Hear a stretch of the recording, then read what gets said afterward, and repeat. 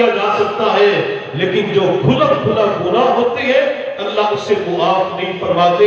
اس دن کے اندر کھلا کھلا گناہ ہوتی ہے، بے حیائی کی دعوت دی جاتی ہے، اللہ کے سامنے ہاتھ اٹھا کے رونے والی شکل و صورت بنا کے اللہ سے مانگے، اللہ میری بھی حفاظت فرما، میری بہنوں کی بھی حفاظت فرما، میری بیٹیوں کی بھی حفاظت فرما، اللہ قیامت تک کے لیے میری نسلوں کی فحاشی عریانی سے حفاظت فرما۔ دعا کرنا بندے کا کام ہوتا ہے اور حفاظت کرنا میرے اللہ کا کام ہوتا ہے۔ اپنی اولادوں کی حفاظت کریں، اپنی اولادوں کو فحاشی عریانی سے بچائیں۔ لوگ کہتے ہیں کہ 14 فروری کو بیوی کے ساتھ ہی تو محبت کا اظہار کیا جا سکتا ہے۔ اللہ نے سال کے 365 دن بنائے ہیں، 14 فروری کو میرے اللہ نے خاص نہیں کیا۔ یہ 14 فروری محبت کا دن یہودیت کی طرف سے آیا ہے، یہ نصرانیوں کی طرف سے آیا ہے، یہ جملہ یورپ کی طرف سے آیا ہے۔ میرے محبوب صلی اللہ علیہ وسلم نے محبت اور پیار کے لیے ہمیں پوری زندگی دی ہے۔ بچہ والدین کے ساتھ ہر وقت محبت کا اظہار کر سکتا ہے، خاوند بیوی کے ساتھ ہر وقت محبت کا اظہار کر سکتا ہے، بھائی اپنی بہن کے ساتھ ہر وقت محبت کا اظہار کر سکتا ہے۔ میرے محبوب صلی اللہ علیہ وسلم نے ارشاد فرمایا، خاوند گھر کے اندر داخل ہوتا ہے، بیوی سامنے موجود ہوتی ہے، خاوند بیوی کو دیکھ کے سلام کرتا ہے اور مسکرا پڑتا ہے، بیوی اپنے خاوند کے سلام کا جواب دیتی ہے اور مسکرا پڑتی ہے۔ میرے محبوب صلی اللہ علیہ وسلم نے فرمایا، جب یہ ایک دوسرے کو محبت اور پیار دیتے ہیں، مسکراتے چہرے کے ساتھ ملاقات کرتے ہیں، اللہ ان دونوں کو دیکھ کر عرش کے اوپر مسکرا پڑتی ہے۔ یہ مسکرانے کی نعمت والدین کے سامنے بھی تو استعمال کی جا سکتی ہے، یہ مسکراہٹ اپنے بہن بھائیوں کے لیے بھی تو استعمال کی جا سکتی ہے۔ میرے محبوب صلی اللہ علیہ وسلم اس دنیا کے اندر جب تشریف لائے تھے تو آپ مسکراتے چہرے کے ساتھ تشریف لائے تھے، اور جب حلیمہ آپ کو لینے کے لیے آتی ہے تو اس وقت بھی میرے پیغمبر مسکرا رہے تھے۔ کسی کہنے والے نے کیا خوب کہا، حلیمہ میں تیرے مقدران تو صدقے، حلیمہ میں تیرے مقدران تو صدقے، تو مدنی دا جھولا جھولے دی بھی ہو سے، سہنے دا مکھڑا نورانی نورانی، تو تقدی دا رہیے چومے دی بھی ہو سے، انگلی لپا کے بہنے دے اندر خدا دے سجن نو ٹورے دی بھی ہو سے، کدی نال نزاکت دے وچ سہنا اور رسدا بھی ہو سی، تو منے دی بھی ہو سے، محبت دے وچ آ کے بوسے دی خاطر لباں کو لباں وچ ملے دی بھی ہو سے، نوا کے سجا کے کجلا بھی پا کے تو ٹھوڑی ہلا کے ہنسے دی بھی ہو سے۔ میرے پیغمبر مسکراتے چہرے کے ساتھ ملاقات کیا کرتے تھے۔ عفت اور پاکدامنی کی زندگی گزارنے والا جب اللہ رب العزت کی بارگاہ میں دعا کرتا ہے، اللہ اس کی دعاؤں کو قبول فرما لیتے ہیں۔ بخاری شریف کی روایت ہے، میرے محبوب صلی اللہ علیہ وسلم نے ارشاد فرمایا، 3 بندے اکٹھے سفر پہ جا رہے تھے، پہاڑی علاقے کا سفر تھا، راستے کے اندر آسمان پہ بادل چھا گئے، ہوا چلنا شروع ہوئی، طوفان آیا، بارش برسنا شروع ہو گئی۔ یہ تینوں حضرات اپنے آپ کو بچانے کے لیے غار کے اندر پناہ لینے پہ مجبور ہو گئے۔ جو ہی غار کے اندر داخل ہوئے، پتھر کی بہت بڑی چٹان اوپر سے غار کے منہ پہ گری، منطبق ہو گئی، غار کے منہ کو بند کر دیا۔ اندر کوئی روشنی کی کرن نہیں آ رہی تھی، اندھیرا ہی اندھیرا تھا۔ تینوں دوستوں نے مل کے زور لگایا مگر پتھر کی چٹان کو دور نہ کر سکے۔ پھر آپ اس کے اندر مشورہ کیا کیا کریں، تو کسی نے کہا کہ اپنا نیک عمل اللہ کے حضور پیش کرتے ہیں، ہو سکتا ہے اللہ اس نیک عمل کو قبول کر کے پتھر کی چٹان کو دور فرما دے۔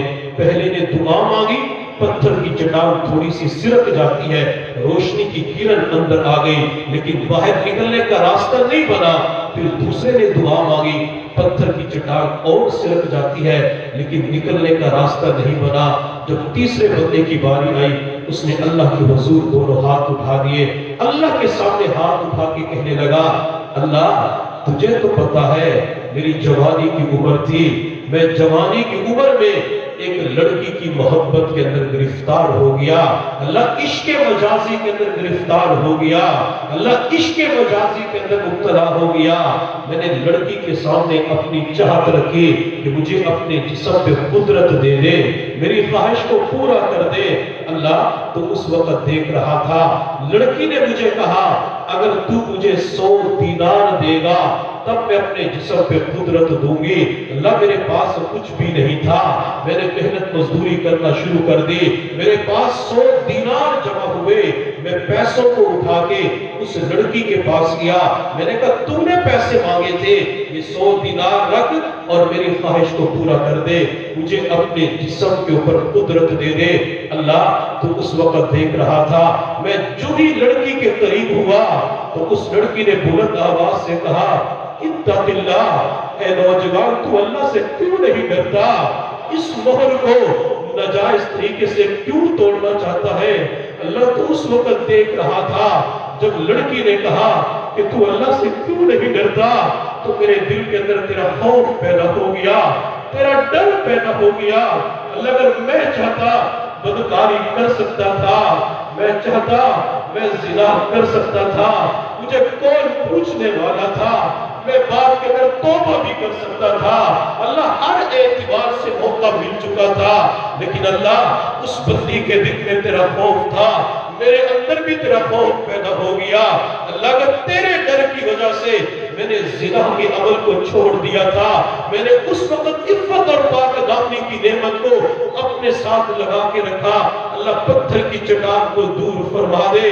اس عفیف اور پاک دامن بندے نے جب عفت اور پاک دامنی کے عمل کو اللہ کے حضور پیش کیا، اللہ نے پتھر کی چٹان کو دور فرمایا اور باہر نکلنے کا راستہ بنا دیا۔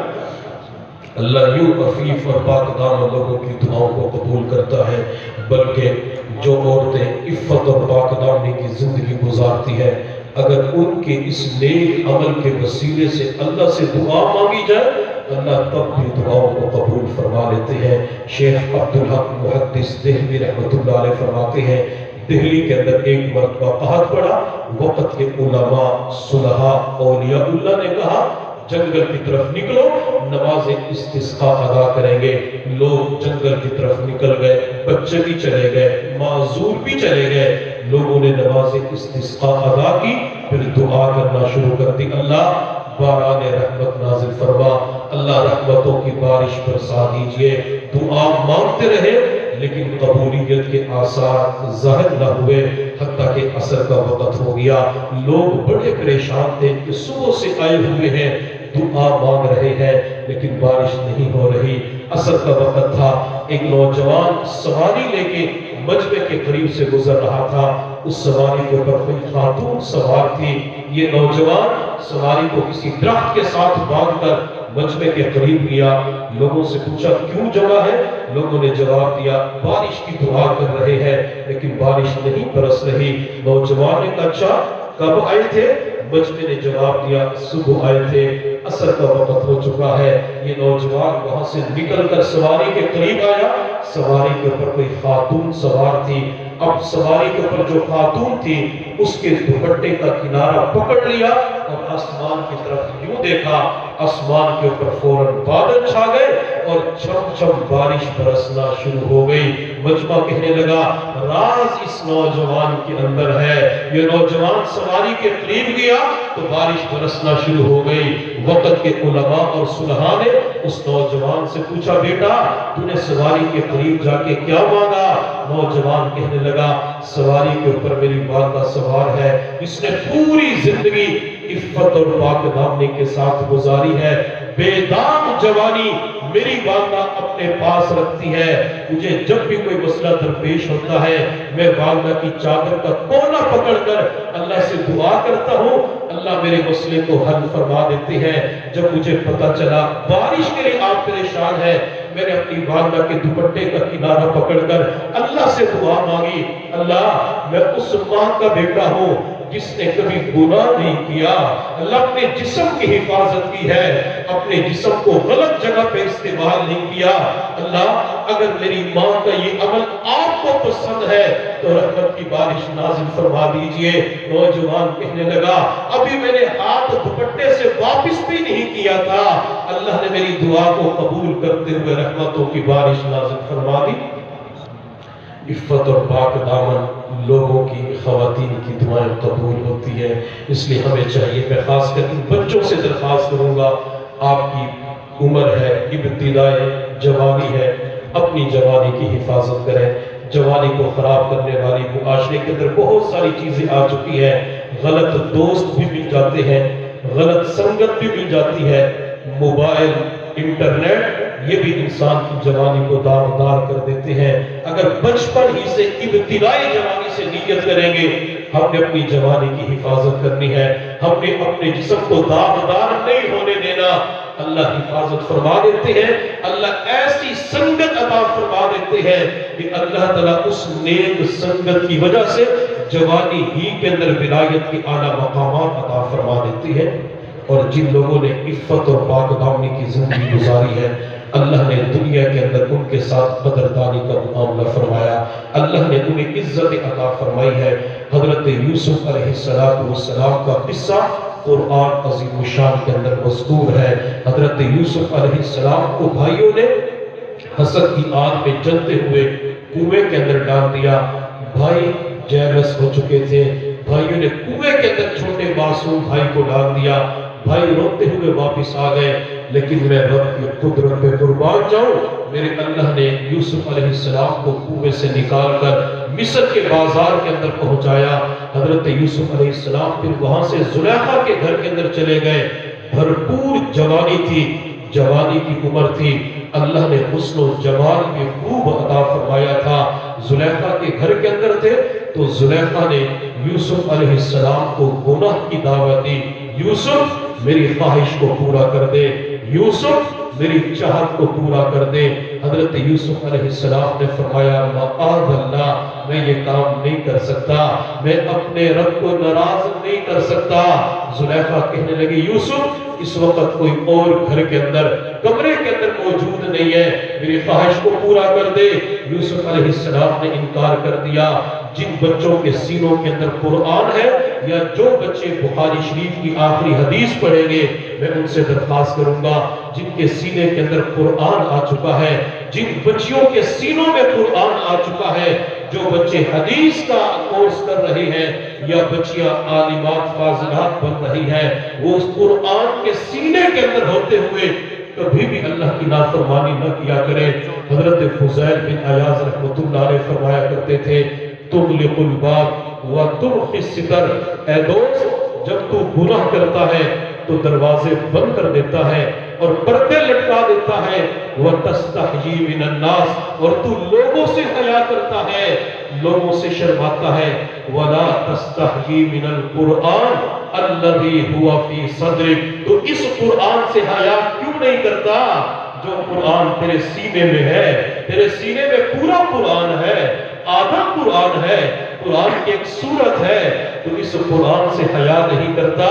وَلَا تَسْتَحْيِي مِنَ الْجَلِيلِ الَّذِي لَا تَخْفَى عَلَيْهِ خَافِيَةٌ، تو اس عظیم پروردگار سے حیا کیوں نہیں کرتا جس پروردگار کے اوپر بندوں کا کوئی بھی عمل پوشیدہ نہیں ہے؟ آج ہماری حالت یہ بن چکی ہے، 5 سال کا بچہ دیکھ رہا ہو ہم گناہ نہیں کرتے، 7 سال کا بچہ دیکھ رہا ہو ہم گناہ نہیں کرتے، کہتے بچہ دیکھ رہا ہے، کیمرے کی آنکھ دیکھ رہی ہے، ہم گناہ نہیں کرتے۔ لیکن جب کوئی بچہ دیکھنے والا نہیں ہوتا، کیمرے کی آنکھ نہیں دیکھ رہی ہوتی، اس وقت اس اشرف المخلوقات انسان کے کرتوت ایسے ہوتے ہیں جن کو دیکھ کر شیطان کو بھی شرم آ جاتی ہے۔ حضرت عطا بن ابی رباح رحمۃ اللہ علیہ رنگ کے کالے تھے، ہونٹ موٹے موٹے تھے، لیکن دل کے صاف ستھرے تھے، باطن پاکیزہ اور چمکدار تھا۔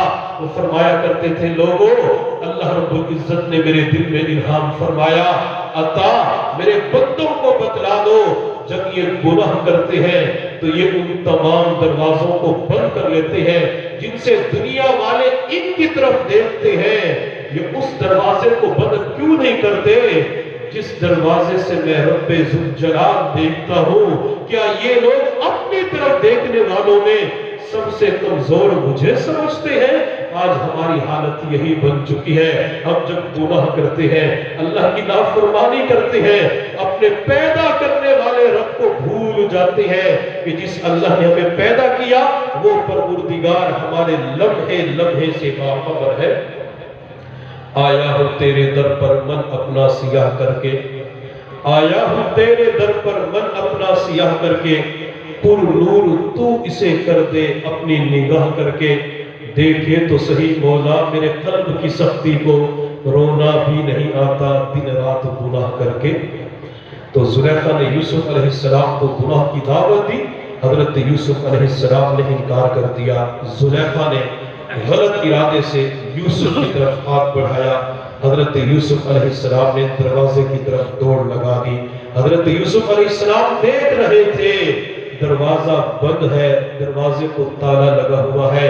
اگر عقل سے پوچھا جائے کہ یوسف کو کیا کرنا چاہیے تو عقل بیچاری یوں کہتی ہے یوسف کو زلیخا کی خواہش کو پورا کرنا چاہیے، لیکن یوسف علیہ السلام سمجھتے تھے گناہ سے بھاگنا میرا کام ہے اور دروازے کو کھول دینا رب ذوالجلال کا کام ہے۔ حضرت یوسف علیہ السلام دروازے کے پاس پہنچے، وہ دروازہ خود بخود کھل گیا، تالا خود بخود کھل گیا۔ باہر زلیخا کا خاوند عزیز مصر کھڑا ہوا تھا۔ زلیخا کی مکاری دیکھیے، زلیخا کہنے لگی من اراد بأہلک سوءا الا ان یسجن او عذاب علیم، جو آپ کے گھر والوں کے ساتھ برائی کا ارادہ کرے اس کی سزا تو جیل ہونی چاہیے۔ خود ہی گناہ کی دعوت دی، گناہ کے ارادے سے ہاتھ بڑھایا اور یوسف کے اوپر الزام بھی لگا دیا، یوسف کی سزا بھی تجویز کر دی۔ لیکن میں اللہ رب العزت کے اوپر قربان جاؤں، زلیخا کے گھر کے اندر ایک عورت تھی جس کی گود کے اندر چھوٹا بچہ تھا۔ اللہ نے اس چھوٹے بچے کو حکم دیا کہ یوسف کی پاک دامنی کی گواہی دے دو۔ وہ چھوٹا بچہ اپنی ماں کی گود کے اندر بول پڑا کہ غلطی زلیخا کی ہے، یوسف علیہ السلام کی ہرگز غلطی نہیں ہے۔ اللہ یوں قدردانی کا معاملہ فرماتے ہیں۔ حضرت مریم علیہ السلام کا واقعہ قرآن عظیم شان کے اندر مذکور ہے۔ مریم کون تھی؟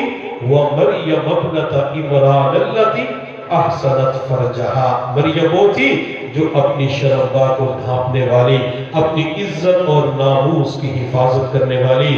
مریم کی شادی نہیں ہوئی، اللہ رب العزت نے دنیا والوں کو دکھانا تھا کہ میں میاں بیوی کے ملاپ کی وجہ سے اولاد دے سکتا ہوں تو بغیر خاوند کے بھی اولاد دے سکتا ہوں۔ مریم کو امید لگ جاتی ہے، حمل ٹھہر جاتا ہے۔ جب بچے کی ولادت کا وقت قریب آیا، مریم آبادی سے نکل کر ویرانے کی طرف چلی گئی۔ مریم علیہ السلام کی ہاں بچے کی ولادت ہوتی ہے جسے دنیا حضرت عیسیٰ علیہ السلام کے نام سے یاد کرتی ہے۔ بچہ دنیا میں آیا تو مریم کہنے لگی وَكُنْتُ نَسْيًا مَنْسِيًّا، میں آج بھولی بسری چیز ہوتی، میں مر جاتی، میں اس بچے کو لے کر خاندان برادری کے اندر کیسے جاؤں گی؟ لوگ کیا کہیں گے؟ برادری کیا کہے گی؟ حضرت مریم نے بچے کو اٹھایا، بچے کو لے کے علاقے کے اندر پہنچی تو برادری والوں نے، علاقے والوں نے 3 نسبتوں کا تانا دیا۔ یا اخت ہارون ما کان ابوک امرأ سوء وما کانت امک بغیہ، اے ہارون کی بہن تیرا باپ کوئی برا آدمی نہیں تھا، تیری ماں بھی کوئی بدکارہ عورت نہیں تھی، تو نے یہ کیا کر لیا؟ بچہ کہاں سے لے کے آ گئی؟ مریم تیری تو شادی نہیں ہوئی، لگتا ہے تو نے گندی حرکت کی ہے۔ حضرت مریم کے اوپر جب تہمت لگتی ہے، مریم علیہ السلام بچے کی طرف اشارہ کرتی ہے کہ اس بچے سے پوچھ لو یہ بچہ کس کا ہے؟ تو بستی والے کہنے لگے مریم تو بھی بڑی عجیب عورت ہے، کیف نکلم من کان فی المہد صبیا، ایک دن کا بچہ کہاں بول سکتا ہے؟ بچہ ماں کی گود کے اندر نہیں بول سکتا۔ मरियम ने कहा मैंने चुप का रोजा रखा हुआ है, मैं आज जवाब नहीं दूंगी, ये बच्चा जवाब देगा। बच्चे की तरफ इशारा किया तो बस्ती वालों ने, बिरादरी और खानदान वालों ने बच्चे से पूछा, बच्चा तू बतला किसका बेटा है? तो बच्चा माँ की गोद के अंदर बोल पड़ा, इन्नी अब्दुल्ला, मैं अल्लाह का बंदा हूँ, आतानी अल किताब वजअलनी नबिया, अल्लाह ने मुझे किताब दी है, मुझे नबी बनाया है, वजअलनी मुबारकन ऐनमा कुन्तु, और आखिर के अंदर फरमाते हैं व बिर्रम बिवालिदती, अल्लाह रब्बुल इज्जत ने मुझे अपनी वालिदा मरियम के साथ उसने सलूक का हुक्म दिया है। मरियम अफीफा औरत थी, पाक दामनी की जिंदगी गुजारने वाली। जब मरियम के ऊपर तोहमत लगती है तो अल्लाह बच्चे को हुक्म देते कि माँ की पाक दामनी की गवाही दे दो। अल्लाह यूं कदरदानी का मामला फरमाते हैं। बुखारी शरीफ के अंदर हजरत जुरैज का वाक़या मिलता है। जुरैज बनी इसराइल के अंदर एक इबादत गुजार शख्स था। जुरैज अपने इबादत खाने में अल्लाह की इबादत कर रहे थे। माँ बूढ़ी हो चुकी थी।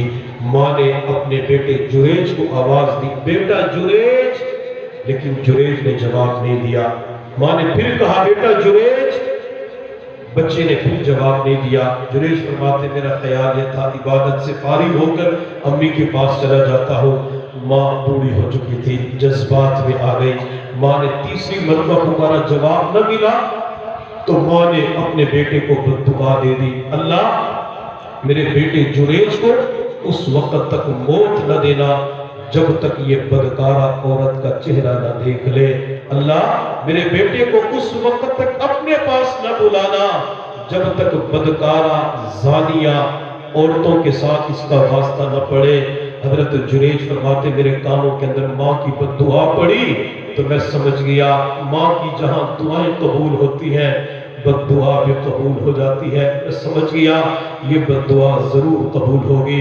मैं तमाम हजरात से दरख्वास्त करूंगा जिनके माँ बाप जिंदा हैं, माँ बाप की दुआएं दिया करें, बद्दुआ से बचा करें। और माँ बाप से दरख्वास्त करूंगा कभी भी अपनी औलाद को बद्दुआ न दिया करें, अपनी औलाद को दुआ दिया करें। किसी कहने वाले ने क्या खूब कहा, दूर बैठा कोई तो दुआएं देता है, दूर बैठा कोई तो दुआएं देता है, मैं डूबता हूँ समंदर उछाल देता है। किसी के पीछे माँ की दुआ होती है, किसी के पीछे बाप की दुआ होती है। शेख अब्दुल रहमान अस्सुदैस दामत बरकातहू आलिया जो मस्जिद हराम बैतुल्लाह के इमाम हैं, एक मरतबा ख़वातीन को वाज़ करते हुए फरमाया, माँ बहन और बेटियों अपनी औलाद को कभी बद्दुआ न दिया करो। फिर अपने मुतल्लिक फरमाया, जब मैं छोटा था शरारतें करता था, एक मरतबा घर के अंदर मेहमान आए तो मैंने रेत की मुट्ठी उठाकर सालन की हंडिया के अंदर डाल दी। मेहमानों ने खाना खाया, मेहमानों को तकलीफ हुई। मेहमानों ने वालिदा से कहा, आपने कैसा खाना बनाया, सारी रेत डाली हुई है। बाद के अंदर जब वालिदा ने पूछा तो मेरे बारे में किसी ने बतलाया कि अब्दुल रहमान ने रेत डाली है। वालिदा मुझे मारने के लिए मेरी तरफ दौड़ी, मैंने दौड़ लगाई लेकिन वालिदा की स्पीड ज्यादा थी, मुझे पकड़ लिया। एक हाथ से मुझे पकड़ा और दूसरा हाथ मारने के लिए यूं उठाया। अपने हाथ को अम्मी ने वहीं पे रोक लिया और माँ की आंख में आंसू आ गए। माँ रोकर कहने लगी, बेटा अब्दुल रहमान तू मेरा लखते जिगर है, मेरी आंखों की ठंडक भी है, तूने मेरा दिल दुखाया है, लेकिन मैं तुझे बद्दुआ नहीं देती, मैं तुझे हरगिज़ नहीं मारूंगी। बेटा अब्दुल रहमान जा, मैं तुझे दुआ देती हूँ, अल्लाह तुझे बैतुल्लाह का इमाम बना दे। शेख अब्दुल रहमान अस्सुदैस फरमाते हैं, वक्त गुजरता रहा, मैं सोचता था माँ की दुआ कैसे कबूल होगी। फिर वो दिन भी आया जब अल्लाह ने मुझे बैतुल्लाह का इमाम बना दिया। बैतुल्लाह मेरी आंखों के सामने था, पीछे तकबीर कही जा रही थी, उस वक्त मेरी आंखों में आंसू थे। मैंने अपने आप को मुखातिब करके कहा, अब्दुल रहमान तू अपनी आवाज की बदौलत आज बैतुल्लाह का इमाम नहीं बना। अब्दुल रहमान अपने काबिलियत इस्तेदाद की बदौलत तू आज बैतुल्लाह का इमाम नहीं बना। अगर तू आज बैतुल्लाह का इमाम बना है तो सिर्फ और सिर्फ अपनी माँ की दुआ की बरकत से बैतुल्लाह का इमाम बना है। अल्लाह माँ बाप की दुआओं की बरकत से बच्चे को वहां तक पहुंचा देती है। جہاں بندہ اپنی محنت کی وجہ سے نہیں پہنچ سکتا، میں تمام حفظ کے طلباء، تمام درجہ کتب کے طلباء سے درخواست کروں گا کہ مدارس کے اندر رہتے ہوئے اپنے اساتذہ کی دعائیں لیا کریں، اپنے اساتذہ کا دل خوش کیا کریں، اور طالبات سے بھی درخواست کروں گا معلمات کی دعائیں لیا کریں۔ اساتذہ کی دعائیں بندے کو اعلیٰ مقامات عطا فرما دیتی ہیں۔ حضرت مولانا انور شاہ کشمیری رحمۃ اللہ علیہ فرماتے ہیں، شیخ الہند حضرت مولانا محمود الحسن رحمۃ اللہ علیہ نے جب حرم شریف جانے کا ارادہ کیا تو بخاری شریف میرے حوالے کر دی، میں بخاری شریف پڑھایا کرتا تھا۔ ایک دن میں نے اپنے استاد کو دیکھا کہ میرے استاد مدرسے کے صحن کے اندر چارپائی کے اوپر ٹانگیں لٹکا کے بیٹھے ہیں۔ میں نے بخاری شریف کو بند کیا، اپنے شاگردوں سے کہا کچھ انتظار کرو، میں اپنے استاد کے پاس جاتا ہوں، ان کی دعائیں لے کے آتا ہوں۔ علامہ انور شاہ کشمیری رحمۃ اللہ علیہ فرماتے ہیں، میں اپنے استاد کے پاس پہنچا، استاد کے پاؤں دبانے شروع کر دیے۔ میں نے کہا استاد محترم آپ حرم شریف چلے جائیں گے، اگر کوئی مجھے مسئلہ درپیش آ گیا تو میں کن سے پوچھوں گا؟ شیخ الہند رحمۃ اللہ علیہ نے فرمایا انور شاہ میری دعائیں ہر وقت آپ کے ساتھ ہوں گی، اللہ تعالیٰ آپ کے لیے انتظام فرما دیں گے۔ علامہ انور شاہ کشمیری فرماتے ہیں جب شیخ الہند رحمۃ اللہ علیہ نے فرمایا میری دعائیں مستقل ہر وقت آپ کے ساتھ ہوں گی تو میری آنکھ میں خوشی کی وجہ سے آنسو آ گئے کہ الحمدللہ ثم الحمدللہ اساتذہ مجھ سے راضی ہیں، اساتذہ کی دعائیں حرم شریف سے مجھے یہاں تک پہنچتی رہیں گی۔ علامہ انور شاہ کشمیری فرماتے ہیں میں اپنے استاد کے قدموں سے اٹھا، دارالحدیث کی طرف چلنا شروع کر دیا تو پیچھے سے رونے کی آواز آئی۔ جب میں نے پیچھے مڑ کے دیکھا تو شیخ الہند رحمۃ اللہ علیہ اپنے منہ پہ ہاتھ رکھ کے زار و قطار ہو رہے تھے، جیسے بچہ ماں سے مار کھاتے ہوئے روتا ہے۔ میں تیز قدموں کے ساتھ چلتا ہوا شیخ الہند رحمۃ اللہ علیہ کے پاس پہنچا۔ میں نے عرض کیا استاد محترم اگر مجھ سے کوئی غلطی ہو چکی ہو میں آپ سے سوری کرتا ہوں، میں آپ سے معافی مانگتا ہوں، آپ کیوں رو رہے ہیں؟ شیخ الہند رحمۃ اللہ علیہ نے فرمایا بیٹا انور شاہ تمہیں کوئی مسئلہ درپیش ہوتا ہے استاد کے پاس آ جاتے ہو، میں آج حرم شریف جا رہا ہوں، مدینہ جا رہا ہوں، لیکن مجھے اپنے سر کے اوپر استاد کا سایہ نظر نہیں آتا، کاش میرا استاد زندہ ہوتا، میں مدینہ جانے سے پہلے اپنے استاد کی دعائیں لے لیتا، میرا مدینہ کا سفر قبول ہو جاتا۔ علامہ انور شاہ کشمیری فرماتے ہیں مجھے اس دن احساس ہوا کہ استاد اللہ کی کتنی بڑی نعمت ہوتی ہے۔ شیخ الہند چارپائی سے اٹھے اور چلنا شروع کر دیا، میں بھی آپ کے پیچھے پیچھے چل رہا تھا۔ شیخ الہند رحمۃ اللہ علیہ مولانا قاسم نانوتوی رحمۃ اللہ علیہ کے دروازے پہ پہنچے، دروازے پہ دستک دی تو اماں جان نے پوچھا کون؟ جواب دیا میں آپ کا بیٹا محمود آیا ہوں، کیا لینے کے لیے آئے ہو؟ شیخ الہند رحمۃ اللہ علیہ نے کہا میرے استاد مولانا قاسم نانوتوی دنیا سے جا چکے ہیں، اگر ان کے جوتے گھر کے اندر پڑے ہو وہ جوتے باہر بھجوا دے۔ اماں جان نے جوتے باہر بھجوا دیے۔ شیخ الہند رحمۃ اللہ علیہ نے وہ جوتے اٹھا کے اپنے سر پہ رکھے اور رونا شروع کر دیا، روتے ہوئے کہنے لگے اللہ کسی کے سر پہ استاد کا سایہ ہوتا ہے، اللہ میرے سر پہ استاد کا سایہ نہیں ہے، میرے سر پہ استاد کے جوتے رکھے ہوئے ہیں، اللہ میرے استاد کے جوتوں کی لاج رکھ لینا۔ علامہ انور شاہ کشمیری فرماتی ہے جیسے بچہ بلک بلک کے روتا ہے استاد کا نام لے کے شیخ الہند رحمۃ اللہ علیہ نے بلک بلک کے رونا شروع کر دیا۔ جی ہاں اساتذہ کی قدر و قیمت ہمارے بڑوں کو پتہ تھی، آج بچہ چھوٹی سی بات کی وجہ سے استاد کا دل دکھا دیتا ہے، استاد کو ناراض کر بیٹھتا ہے۔ اپنے استاد کو کبھی بھی ناراض نہ کیا کرے۔ چنانچہ ایک مدرسے کے اندر دو طالب علم پڑھتے تھے، قرآن کا حفظ کر رہے تھے، دونوں سے غلطی ہوئی تو استاد نے ستون کے ساتھ باندھ دیا۔ ایک طالب علم کہنے कहने लगा मुझे आपकी कोई जरूरत नहीं है, मैं किसी और मदरसे के अंदर चला जाऊंगा, आप मेरे ऊपर जुल्म करते हैं, आपने मुझे बांध दिया।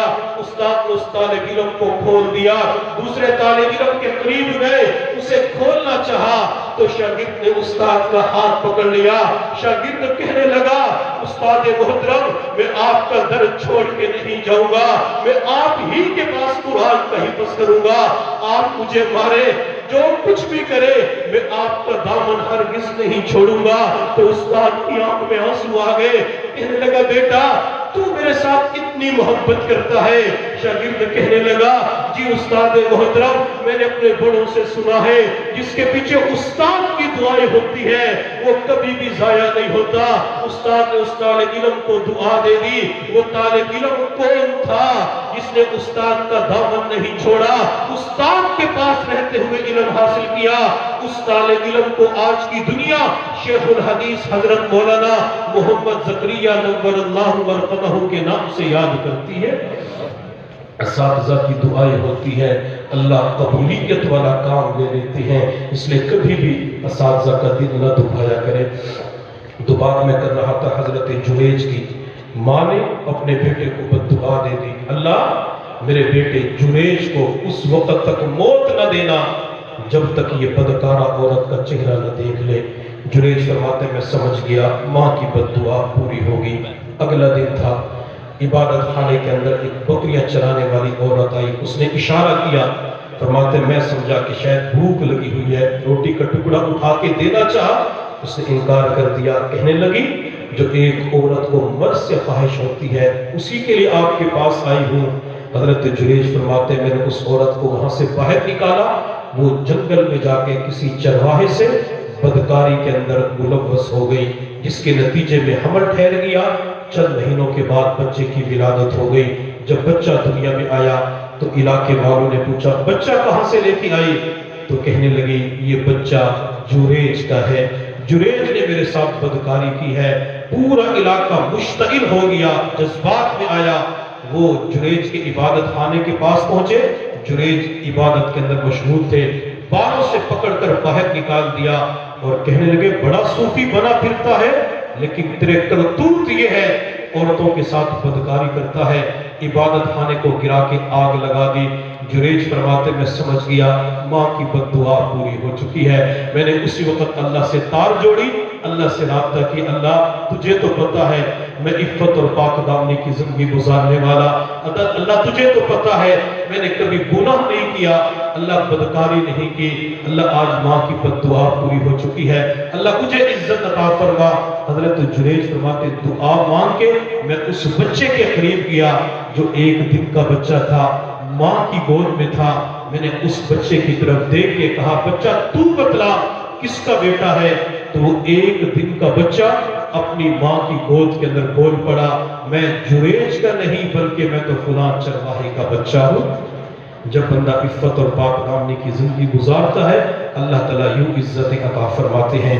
इसलिए हमें चाहिए कि हम खुद भी इफ़्फ़त और पाक दामनी की जिंदगी गुजारें, अपने बच्चों और बच्चियों को भी इसी की तालीम दें ताकि वो भी इफ़्फ़त और पाक दामनी की जिंदगी गुजारें। जब बंदा इफ़्फ़त और पाक दामनी की नेमत को छोड़ देता है, बंदा अपने जिस्म को गलत जगह पे इस्तेमाल कर लेता है, तो महबूब सल्लल्लाहु अलैहि वसल्लम के फरमान को सुनते जाए। आप अलैहिस्सलाम ने फरमाया मेराज के सफर पर मैंने जहन्नम के अंदर चीखों पुकार की आवाज सुनी। मैंने पूछा ये कौन है, तो उन्होंने कहा कि आप करीब होके देखे तो सही।